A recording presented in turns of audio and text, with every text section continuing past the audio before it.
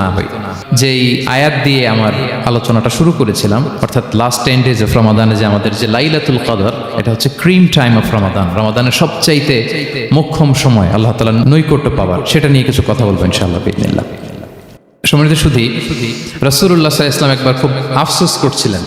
তিনি যখন শুনতে পেলেন যে বনি ইসরায়েলের অনেক অনেক লোক হাজার বছর হায়াত পেত, তারা শত শত বছর ইবাদত করত, শত শত বছর তারা জিহাদ করত, তখন তিনি আফসোস করে বললেন, হায় রে, আমার শেষ সময়ের উম্মতের কি হবে?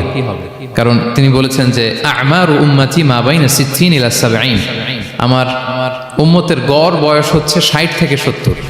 ওয়া আকাল্লুহুম মান ইয়াজুজু যালিক, খুব অল্প সংখ্যক লোকই এর চেয়ে বেশি হায়াত পাবে।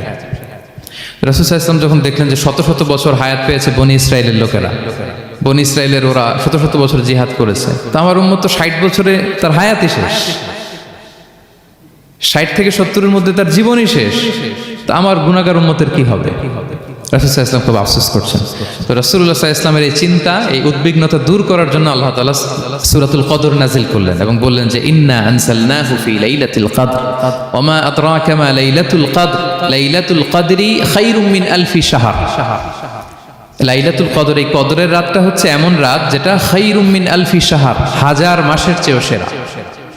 1000 মাস লাগাতার ইবাদত করলে যে সওয়াব, কদরের রাতে ইবাদত করলে এর সমান সওয়াব হবে নাকি? সমান হবে না। আল্লাহ তাআলা বলেছেন খায়রুম মিন আলফি